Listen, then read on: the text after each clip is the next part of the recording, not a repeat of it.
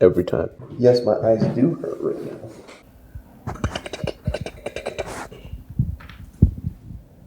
Doing this again.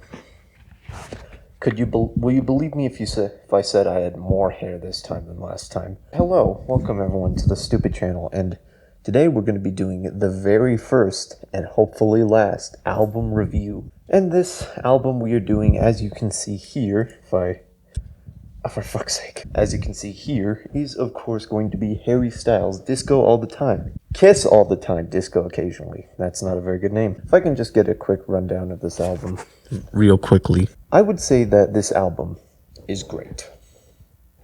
Lightly. I wouldn't go over the moon for it. I wouldn't say it's one of the best of the year, but of the songs I enjoyed it quite a lot. I really liked Aperture, the opener. I kind of felt like it sounded like the Bath song Eden.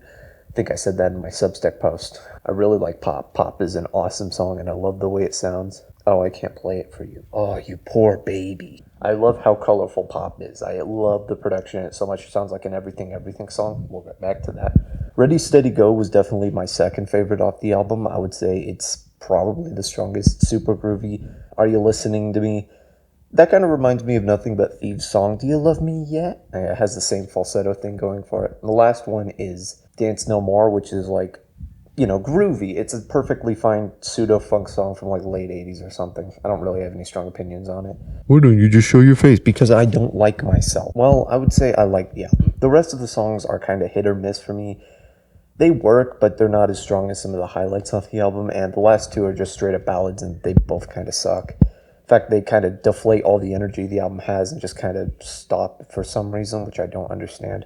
What's weird about this album, though, and why I decided to do a review of it specifically, is because of what it reminds me of. The thing about Harry's House is that it's actually a pretty typical pop album, or at least in my opinion it is. It's fun, and I liked a lot about it. It had a lot of really good songs on it. It's just that, well, it's a weird name. I feel like this album sounds more like an Everything Everything album, specifically Raw Data feel. It's very colorful, it's very weirdly mixed. At times it's kind of ambitious in what it's doing. It's still, for the most part, a contemporary pop album. It still has to have the one or two songs that are, oh baby, oh, gotta have that one ballad for grandma. That's also kind of where the thing with this album kind of gets me is none of the songs of this album really charted anywhere compared to Harry's House, and yeah, I mean, if I'm gonna be real here, I wouldn't say this album's bad. Absolutely not. I think it's really, really good. At times even great even. I would say it for songs like Pop, Dance No More, and Ready, Steady, Go, and Aperture, it works pretty excellently. But the rest of the album is kind of hit or miss for me, in my opinion. They just don't pop as hard in the songs. The mixture is kind of not all there. The melodies aren't as strong. If anything, if this was just a full dance album, I'd have no complaints with it, but it's doing the same thing with Harry's House, where it wants to be ambitious and complicated. Harry's House wanted to be a concept album, but that didn't work for it.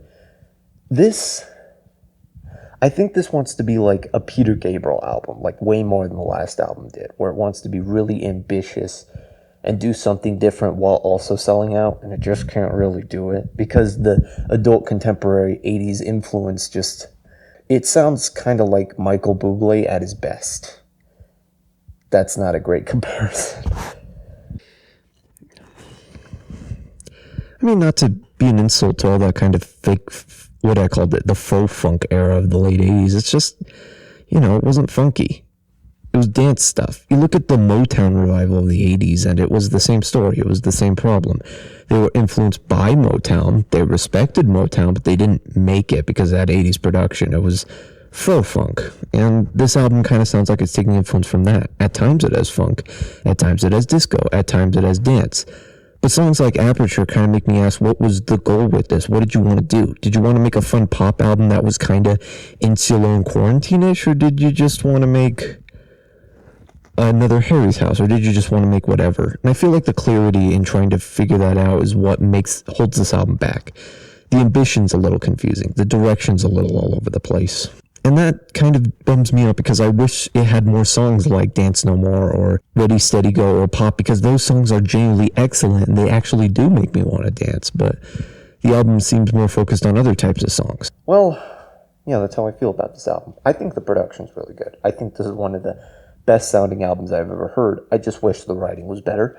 I just wish some of the grooves and melodies were a little stronger, and I wish I had more dance songs on it, because I think this would have been better off as a dance album. So, I gotta give this a score. Alright, the score for this album is because there, you got your score. You can leave now.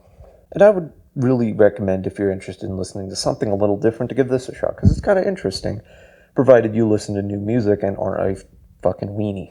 Because I know a lot of people aren't into that. But I think the fact that this album does have everything influences is extremely interesting.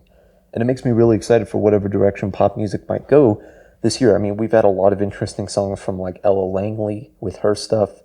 We've had Bad Bunny's Dete MF on the #1 spot, and as well as a variety of other weird stuff from like J. Cole. Well, maybe not weird, but like kind of different stuff, you know? J. Cole, Don Toliver, Baby Keem. I've listened to some of their songs I charted, and they just sound a little weirder, you know? That's not the boredom we got last year or 2022. So, yeah, I guess my conclusion is I'm interested to see where this goes. Fuck. I hate my life.